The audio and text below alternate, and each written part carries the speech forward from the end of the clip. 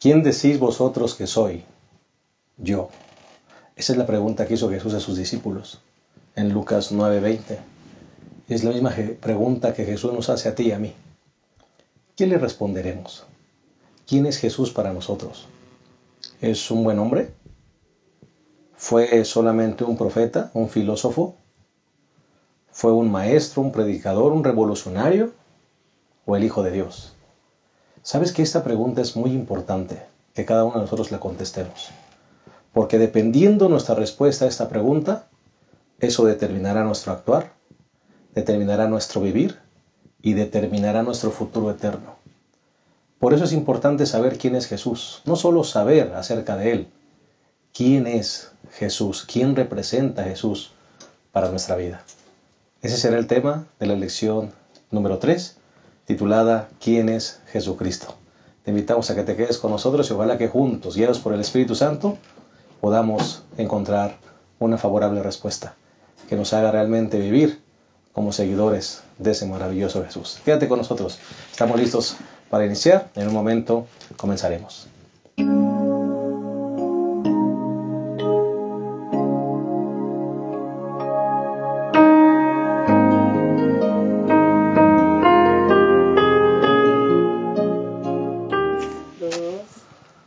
Queremos darles una cordial bienvenida a nuestro repaso número 3, titulado ¿Quién es Jesucristo? Y queremos también darle la bienvenida al pastor Isidro, al pastor Abraham Ramírez, quienes son los que semana a semana componen este panel. Así que estamos listos, pastor Isidro, bienvenido. Pues estamos listos para iniciar el repaso de la lección de escuela sabática, que es muy interesante la manera como Lucas introduce las dos naturalezas de nuestro Señor y Salvador Jesucristo, que de hecho es un misterio y así lo presenta la lección de esta semana. Hay un pensamiento de Ellen White que sin duda alguna lo vamos a recordar, que es algo inentendible, es inentendible, pero lo poco que Dios nos dejó revelado en la Escritura es lo que Lucas y los otros evangelios nos dicen acerca de Jesús, ¿no? Y ojalá que con la ayuda del Espíritu Santo podamos entender un poco este asunto tan complicado, tan difícil, pero que tiene que ver con nuestra salvación. Determina nuestro futuro eterno. Así es. Bienvenido, pastor Abraham, a esta lección número 3. ¿Quién es Jesucristo? Sí, pastor, esa pregunta tiene que ser contestada personalmente por cada uno de nosotros. Y de eso depende también. La respuesta que demos a esa pregunta va a determinar nuestra salvación. Si nosotros aceptamos a Jesús como el Hijo de Dios, entonces tenemos que vivir de acuerdo a nuestra creencia, a lo que testificamos y decimos. No solo es creer, no solo saber o conocer. Así es vivirlo. Así es. Gracias, pastor. Y queremos también proveer para todos ustedes lo que sería el bosquejo de nuestro repaso.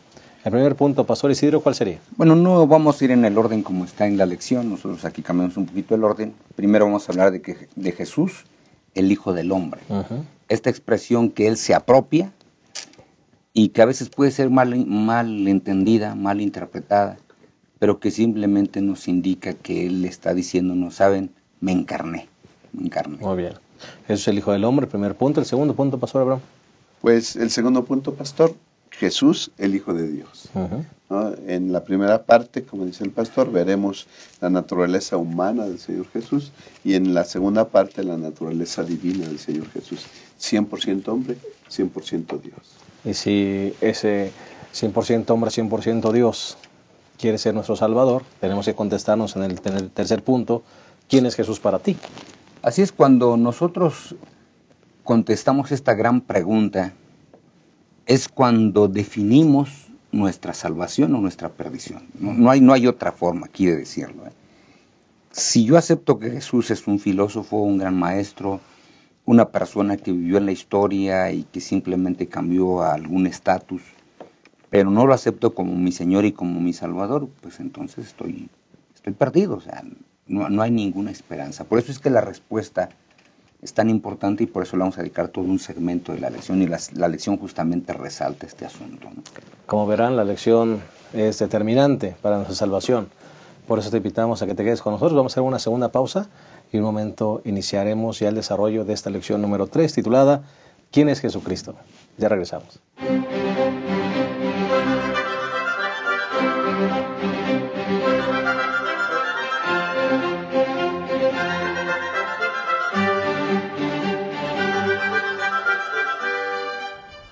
Antes de iniciar el desarrollo de esta lección número 3, ¿quién es Jesucristo? Vamos a hacer una oración. Les invitamos aquí donde están, nos acompañen en esta oración. Cariñoso Padre, te pedimos que tú nos acompañes en el repaso de esta lección número 3. Es una lección muy importante, determinante en nuestra salvación, en nuestro futuro eterno. Queremos saber quién es Jesús para cada uno de nosotros y que esta respuesta, Señor, que demos pueda ser favorable para que podamos vivir como tus verdaderos seguidores y podamos aspirar a una vida eterna a tu lado. Nos colocamos en tus manos, dirígenos en el nombre de Jesús. Amén. Bueno, entremos directamente al primer punto de esta lección número 3, ¿quién es Jesucristo? El primer punto es Jesús, el Hijo del Hombre. ¿Qué significa esa expresión, Pastor Abraham, Pastor Isidro? ¿Qué significa ser el Hijo del Hombre, hablando de esta naturaleza humana de Jesús? Pues decíamos nosotros que esta es la expresión favorita de nuestro Señor y Salvador Jesucristo. Muchas veces se encuentra en los evangelios, más de 80 veces. San Lucas la menciona por lo menos 25 veces. Y esto habla de que el Señor Jesucristo, recordemos en primer lugar otra vez el evangelio según San Lucas, es un evangelio universal que trata de decir, ¿saben qué? Para ese mundo gentil que decía que los dioses no tenían espacio para poder venir a la tierra y estar con los seres humanos por el concepto de que la materia es mala y el espíritu es bueno. Para ellos los dioses simplemente cuando venían aquí a la tierra, todo el mundo griego, decía que cuando los dioses venían a la tierra a veces venían a hacer travesuras y maldades. Pero de pronto San Lucas está escribiendo y le dice, bueno, es que Jesús sí fue tan real que él mismo dice que es el Hijo del Hombre, se apropió de esa expresión para hacerse una parte de los seres humanos. Es decir, él toma una expresión del libro de Daniel, capítulo número 7, versículo 13, seguí mirando, dice, en la visión nocturna y vi que en las nubes del cielo venía como un hijo de hombre. Es decir, es una expresión que tiene dos matices. El matiz humano por un lado, pero tiene también el matiz divino por el otro. Por eso es que la misma lección, en la parte del martes, dice que hay por lo menos varios conceptos que debiésemos recordar. Dice que en la expresión del Hijo del Hombre da vislumbres de la naturaleza, misión y el destino de Jesús. Y entonces menciona, este título lo distingue a él como un ser humano. Porque recordemos, en el primer siglo muchas personas decían que Jesús no era humano. Sobre todo a finales del primer siglo, principios del siglo segundo, el famoso docetismo decía, bueno, es que él parecía humano. Es decir, hoy podemos usar una expresión, era un holograma, ¿no? Uh-huh. El holograma nos dice que parece, pero cuando tratas de tocarlo, claro, pues no es, ¿no? La mano se te va. Pero cuando Jesús usa esta expresión, dice, no, yo soy un ser humano, como todos ustedes, soy de carne, de hueso. No pueden decir que yo vine de algún otro lado, ¿no? Otra de lo que significa esta expresión es que también habla de la divinidad de Jesús, porque dice que Él es el Señor del sábado. Ahora, cuando Él dice que el Hijo del Hombre es Señor del sábado, ¿qué es lo que está diciendo? Yo lo formé en la creación. Uh-huh. Así que no tan solo soy humano, sino también soy divino. Es una expresión de esas que tienen un significado muy, muy profundo.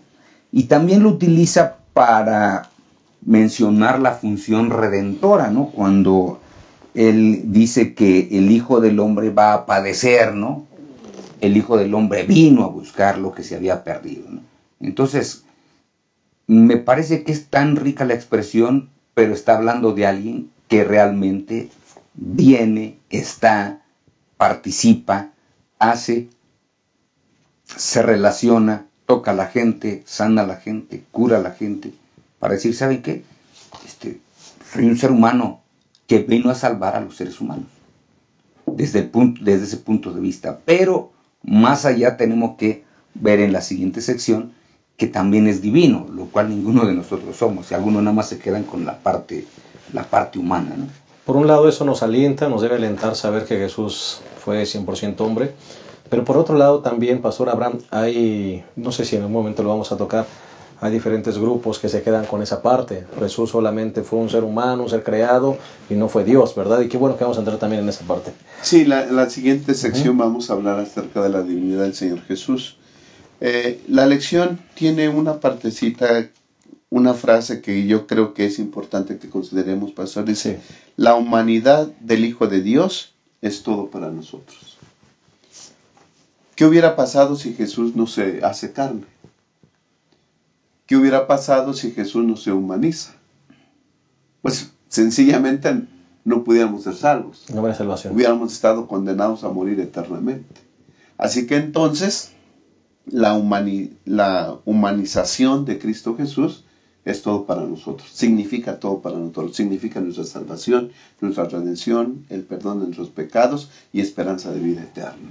Por eso es que es tan importante considerar esto, que Dios se hizo carne, como dice el Evangelio según San Juan, ¿no? Pastor, hay algunos versículos que a mí me gustaría tocar. Por ejemplo, Hebreos capítulo 2, versículo 14 dice, así por cuanto los hijos participan de carne y sangre, él también participó de lo mismo. Es decir, para poder salvarnos, Cristo tuvo que ser semejante a nosotros.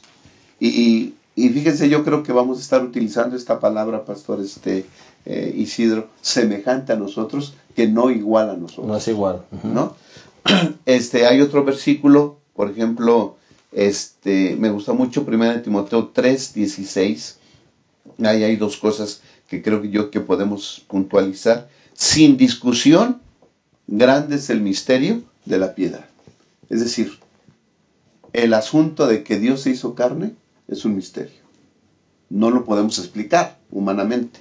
Dice, Dios fue manifestado en carne. Dios se hizo carne. ¿Okay? Así que Jesús se humanizó y él utilizó ese título para él mismo, el Hijo del Hombre, ¿no? Hay un versículo que a mí me gusta mucho, Filipenses 2, versículo 5, hay en vosotros el mismo sentir que hubo en Cristo Jesús, quien aunque era de condición divina, no quiso aferrarse a su igualdad con Dios. Es decir, Dios, ¿verdad? Jesús era igual a Dios, pero él se anonadó, se vació y vino a salvarnos, se humanizó. Por amor. Se hizo Emmanuel, Dios con nosotros. Ese creo que es una verdad maravillosa. Dios, tomando nuestra naturaleza humana, entonces viene con esa misión de salvarnos. Bendito sea Cristo Jesús. Amén. ¿Verdad? No se le forzó, él lo hizo voluntariamente.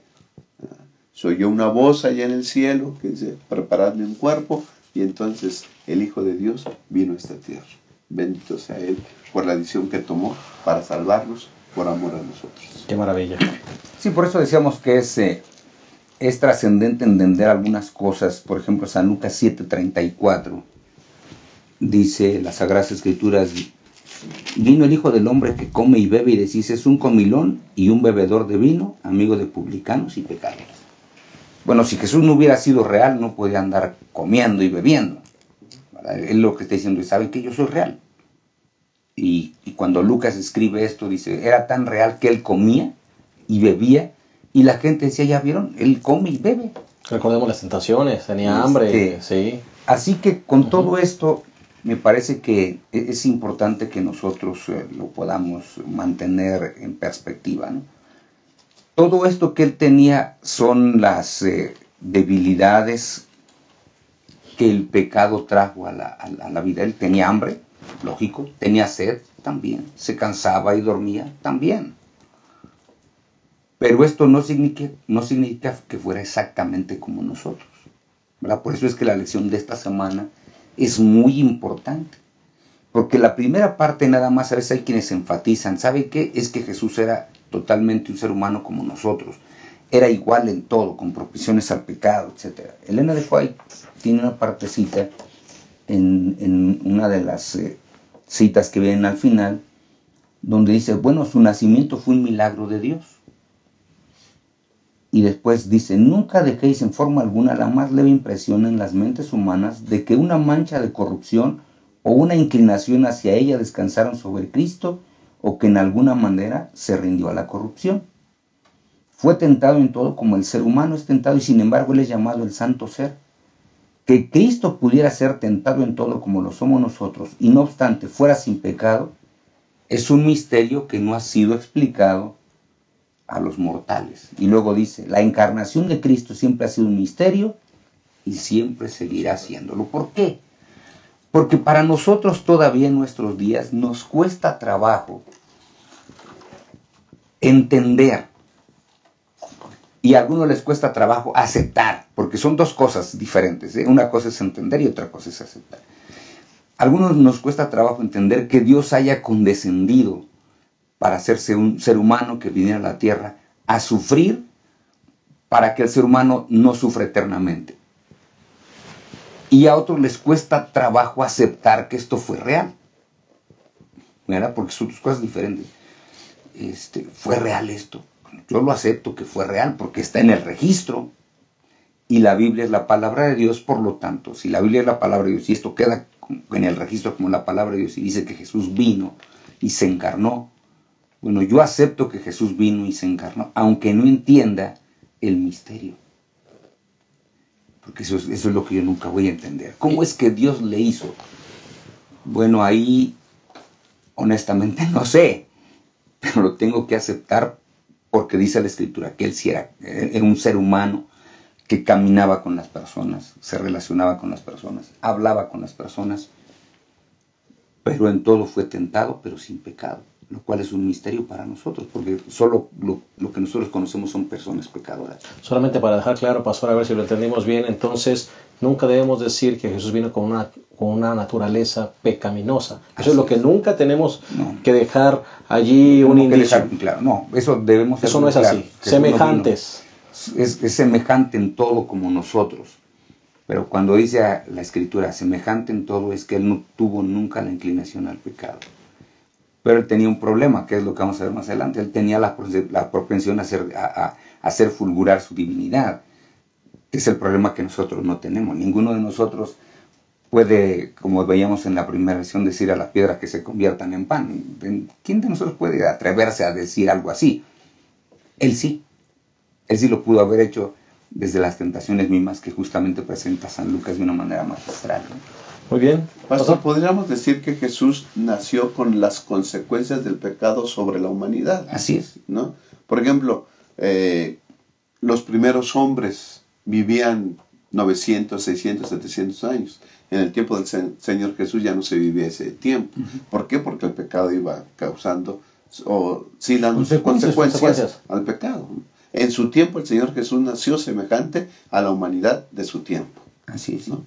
Y se cansaba, tenía hambre, tenía sed, como cualquiera de nosotros. Así es. Jesús, Dios, con nosotros, Emmanuel, ¿no? Vamos a hacer una pausa muy breve y en un momento regresamos a este interesante y maravilloso repaso.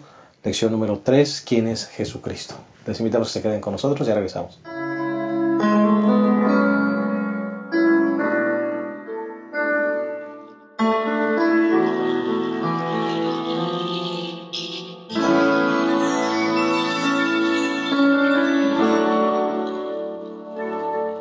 ¿Quién irá abriendo caminos, forjando mejores destinos, pautas de amor para la humanidad?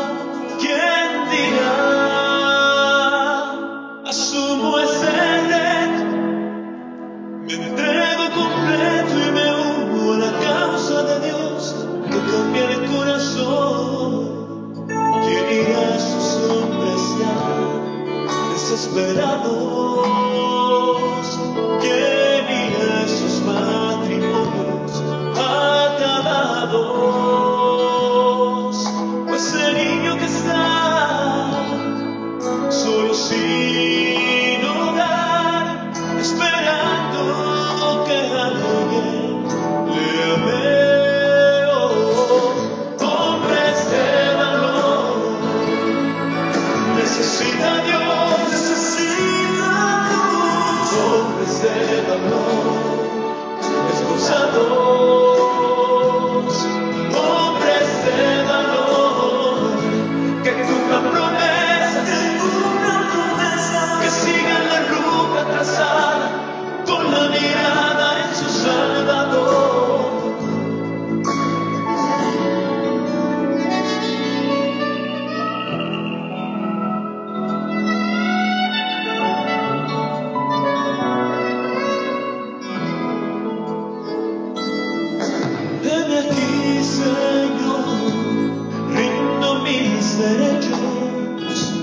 Hoy vengo dispuesto a trazar pautas de amor para la humanidad.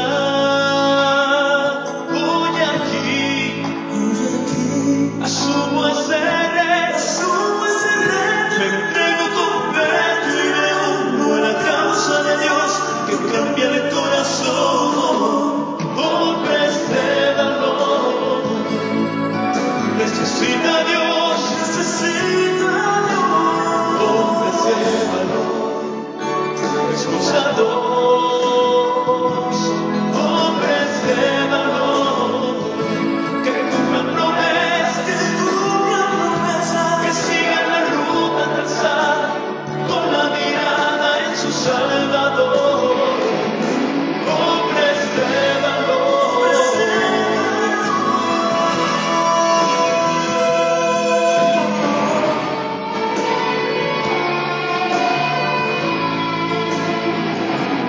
hombres de valor, necesita Dios, hombres de valor, esforzados, hombres de valor, que cumplan promesas, que sigan la ruta trazada, con la mirada en su Salvador. Hombres de valor, necesita Dios, hombres de valor, esforzados, hombres de valor, que cumplan promesas, que sigan la ruta trazada, con la mirada en su Salvador. Hombres de valor, hombres esforzados, fieles al llamado, todo por la causa de Señor.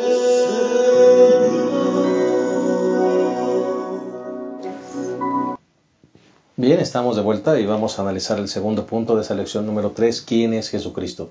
Y el segundo punto tiene que ver con Jesucristo, el Hijo de Dios. Ya analizamos Jesucristo, el Hijo del Hombre. Pastor Abraham, Pastor Isidro, viene la otra cara de la moneda.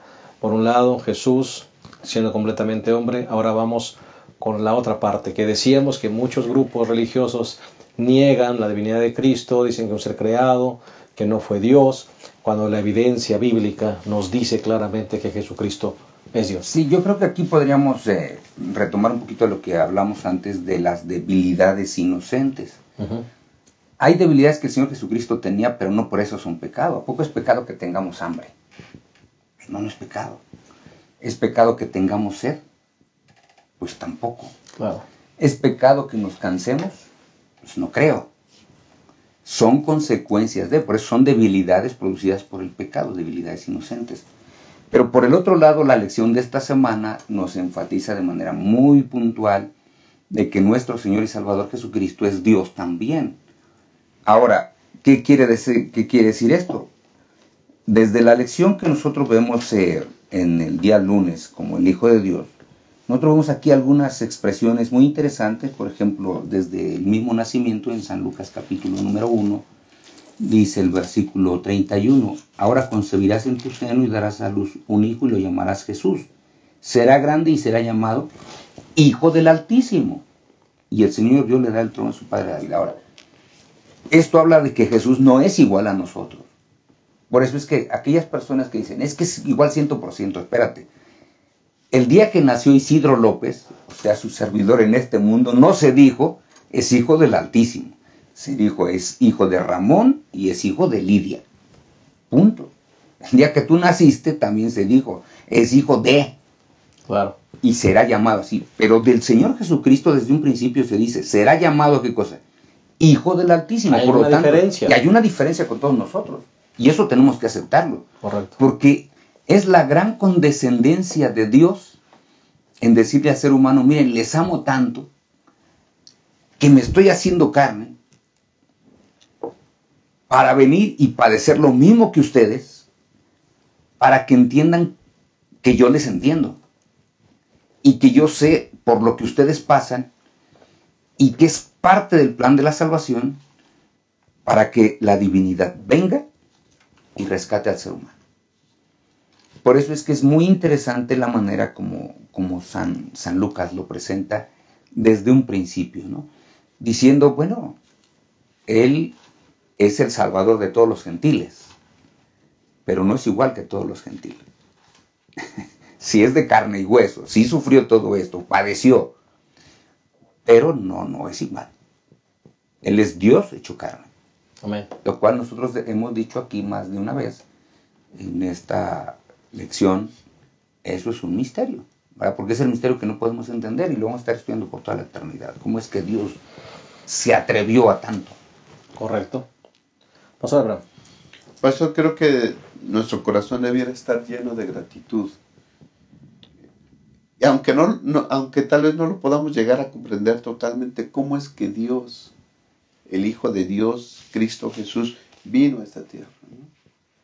Qué condescendencia, qué amor nos tiene Dios para venir a esta tierra, humanizarse, vivir una vida llena de dolor, de congoja y morir al último por nosotros. Creo que eso debiera de llenarnos de reverencia y de gratitud para con nuestro Dios, ¿no? Y decir que el Señor Jesús es Dios, pues hay muchos versículos, los que hemos citado anteriormente. Primera de Timoteo 3:16, Dios manifestado en carne, ¿no? Filipenses capítulo 2, 5 al 8, ¿verdad?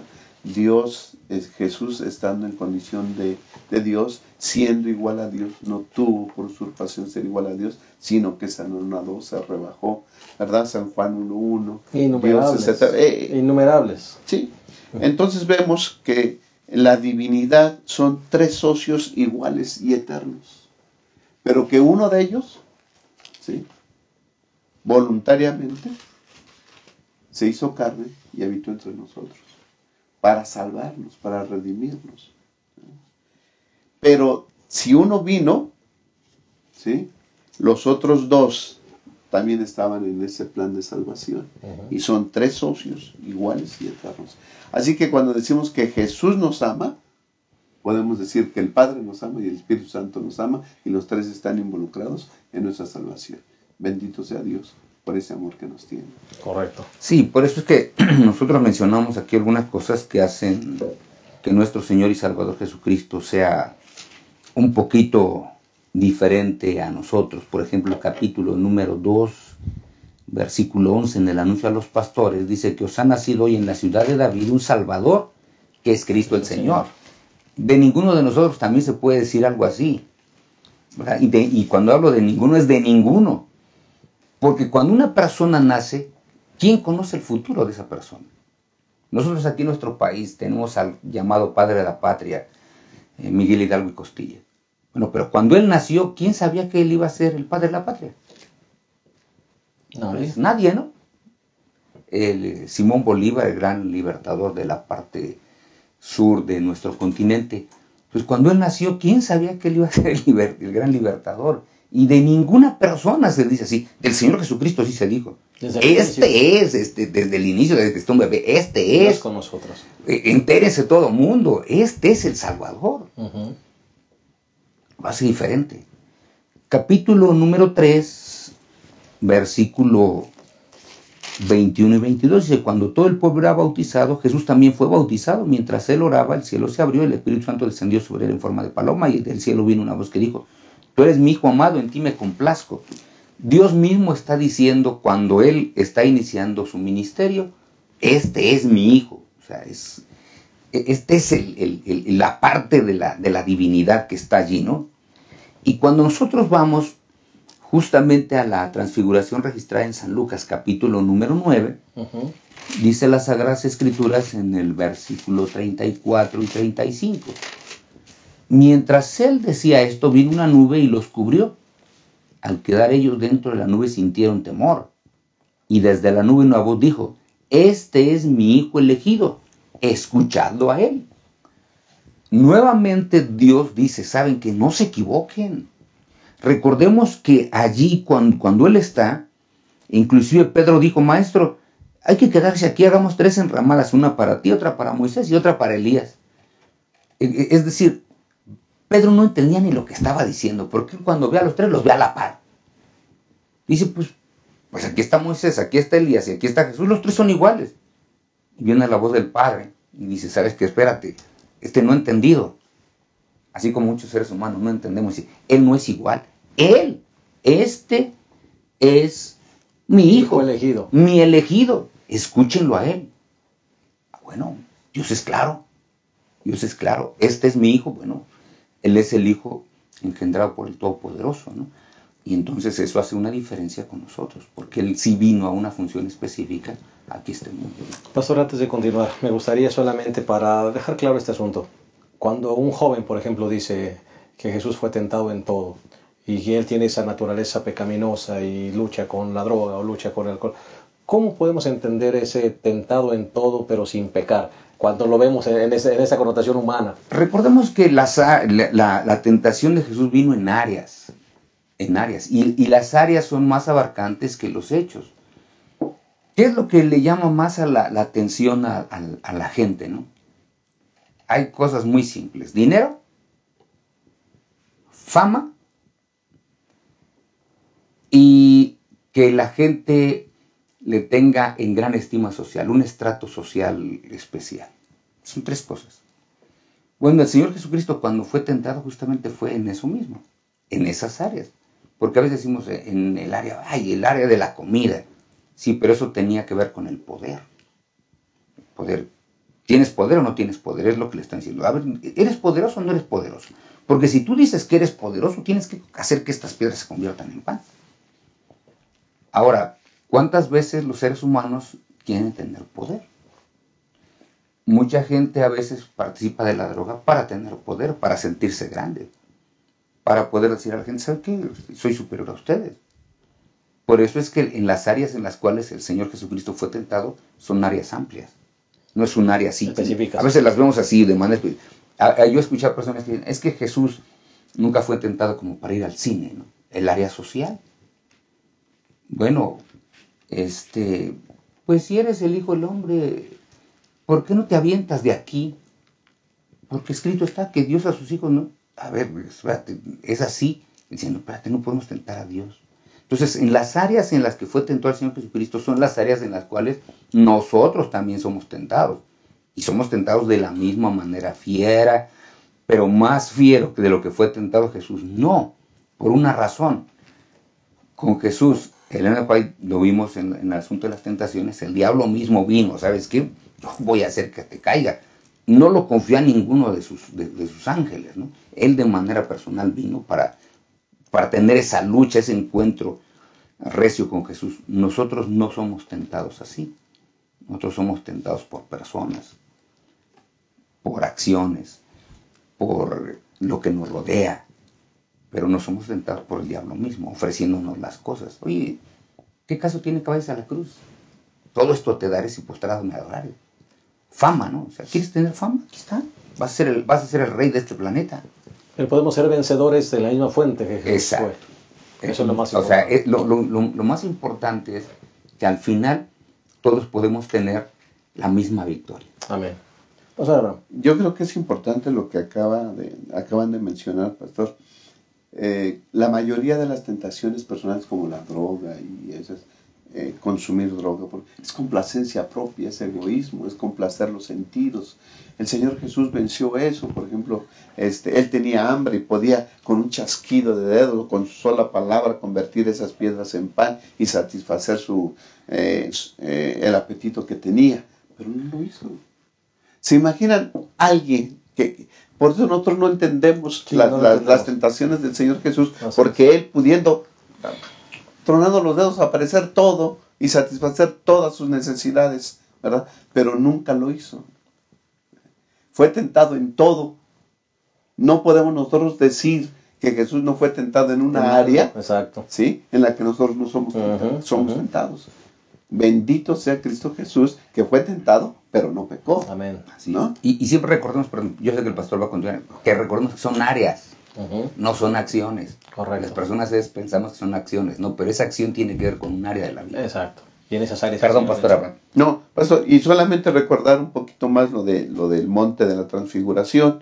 El Señor Jesús tuvo necesidad y escogió a 3 de sus amigos para ir a orar. Quería la confirmación de que lo que estaba haciendo y de lo que iba a hacer, ¿sí?, era la voluntad del Padre. Así que fue y oró, y dice el Señor a todas las gentes que cuando estaba orando, el cielo se abrió y las puertas del cielo quedaron abiertas y refulgió la gloria hacia él. Y entonces su divinidad se manifestó. Ahí fue una de las ocasiones cuando la divinidad del Señor Jesús, ¿sí?, fulguró, ¿no?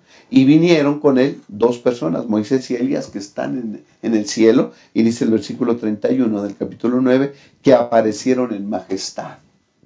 O sea, también venían con su gloria manifestada o su esencia celestial, Elías y Moisés, y ahí está el Señor Jesús, los 3 a la par.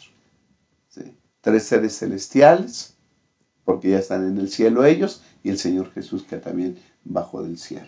Es maravilloso esta escena, y Dios confirmando, este es mi hijo amado, ¿no?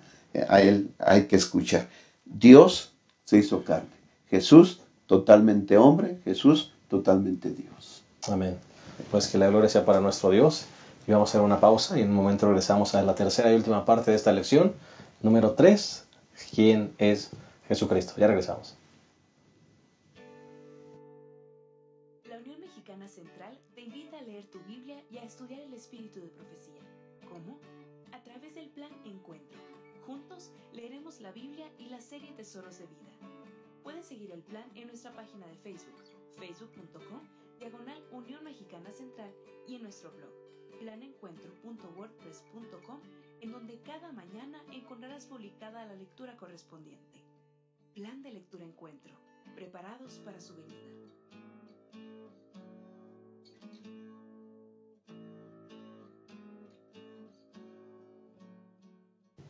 Bien, hemos llegado a la tercera y última parte de este hermoso repaso de la lección número 3, que se titula justamente ¿quién es Jesucristo? El tercer punto es ¿quién es Jesús para ti? Es una pregunta confrontativa que debemos contestarnos cada uno de nosotros. ¿Y por qué debemos contestarnos esto? Bueno, porque Pastor Abraham, Pastor Isidro, en aquel tiempo, cada quien tenía su propio concepto acerca de Jesús, ¿verdad? Algunos, bueno, es un profeta, es un filósofo, es un maestro, es Juan el Bautista, es Elías. ¿Quién es Jesús? ¿Verdad? ¿Quién es Jesús? Y creo que nos pasa ahora lo mismo a nosotros. Sí, de hecho la misma lección en la parte del domingo justamente inicia con esta gran pregunta, ¿no? Porque cuando el Señor Jesucristo está ahí en Nazaret, donde dice que Él se había criado, dice el capítulo 4, versículo 16, y Jesús fue a Nazaret donde se había criado. Es decir, Él no fue a un lugar donde no le conocieran, fue al lugar donde le conocían. Y se ve que le conocían bien, porque dice que ahí se crió, ahí Él creció. Uh-huh. Ahí Elena de White dice que Él jugó con los demás niños como juegan los niños. Pero no se comportaba como los demás niños tampoco. Y es muy interesante que en su juventud Él fue más de una vez invitado a que hiciera bromas a las demás personas y que fuera como los demás, pero Él siempre se resistió a ser igual a los demás, ¿no? Eso lo dice Elena White en el deseo de todas las gentes, cuando habla justamente de esto, ¿no? Pero entonces ahí llega Jesús, ya formado, va a iniciar todo su ministerio, entonces Él pide el rollo, le dan el rollo para leer del libro de Isaías, Él lo lee y dice el versículo 20 y 21, después enrolló el libro, lo dio al ministro y se sentó, los ojos de todos en la sinagoga estaban fijos en Él. Entonces empezó a decirles, hoy se ha cumplido esta escritura que acabáis de oír. ¿Cuál es la escritura? La escritura que hablaba de todo lo que el Mesías iba a hacer. Uh-huh. Y entonces dice, bueno, si ustedes quieren saber cuándo se va a cumplir esto que dice Isaías, pues no necesitan andar investigando, les digo que ya se cumplió hoy. Hoy inicia todo esto asunto que ustedes van a ver. Y entonces dice todo lo que está... Lo interesante del pasaje 22 es que dice, y todos le daban buen testimonio y estaban maravillados de las palabras de gracia que salían de su boca. Es decir, todos se sentían bien con él, porque sabían que no había sido tan solo un niño modelo, vamos a usar esa expresión, un joven modelo, una persona que sus años nadie tenía nada que señalarle ni que reprocharle, porque si lo hubieran tenido, y ahora aquí es algo muy importante que todos debiésemos recordar, si Jesús en algún momento hubiera tenido una acción que le pudieran haber reprochado, Lo hubieran hecho. esto lo hubieran hecho. Claro. O sea, no andemos Claro, con vueltas, claro. ¿sí? Esto Sí. lo hubieran hecho. Y no dice nada, ninguna Sí. represión, todo lo que dicen es, dice el versículo 22, ¿no es este el hijo de José? Eso es lo único. Es Todo el lo único único. cuestionamiento. ¿No es este el hijo de José? Así es. Sí, este es el hijo de José. Fíjense la gente, ¿no? Tienen allá al Mesías, él les dice, oye, aquí está, el Mesías aquí está. Que no es este el hijo de José. Por eso es importante. ¿Quién es Jesús para nosotros? Entonces ellos lo vieron tanto como que era una persona común, Sí, común y corriente. que dice el versículo número 28, al oír estas cosas, él habla de que, pues en los días de Elías, Elías no fue con ninguna viuda israelita, simplemente fue con la viuda de Sarepta, de Sidón, y que cuando había muchos leprosos en el tiempo de Eliseo, pero curan a Naamán el sirio, Ujú. o sea, ningún israelita otra vez. Y sí, cuando escuchan todas estas cosas, esos que habían estado maravillados, del versículo número 22, Se enojan. dice que se llenan de ira. Eran tremendos, ¿no? Se levantaron, lo echaron fuera de la ciudad, lo llevaron a la cumbre del monte sobre el cual estaba edificada la ciudad, para despeñarlo. ¿Cuál es la reacción nuestra con Jesús? ¿Quién es Jesús para nosotros? Ellos lo veían solamente a la altura de un ser humano, el cual tanto les había ofendido y tanto había, según ellos, faltado el respeto al Padre, que había que destruirlo, ¿no? Por eso es que todos tenemos que saber cómo contestamos. Sin tener justamente ningún esto. motivo, pastor. Así es, no había. Sin ningún motivo. No había. Y eso nos habla también del corazón, del concepto del corazón, del concepto del ser humano. Hoy te puede amar, mañana te puede odiar y te quiere destruir. Sí, por Así eso, es el corazón humano. algunos dicen que el ser humano no tiene memoria, ¿verdad? Porque pueden hacerle muchas cosas y se le olvida, ¿no? Se le olvida, o puede él hacer muchas cosas y Buen también se le testimonio. olvida. Sí. Ujú. De Jesús primero se maravillan, después ya lo quieren despeñar. ¿Qué pasó? ¿Qué pasó? Por eso es bien importante, ¿no? El concepto que tengamos de Jesús. Pastor Abraham. Pastor, debiera ser suficiente saber que Jesús es Dios, que se humanizó y vino a salvarnos, a perdonarnos y a morir por nosotros. Nada más. Eso debiera ser suficiente. Sin embargo, Dios conoce nuestra naturaleza y sabe que necesitamos evidencias para creer. Ujú.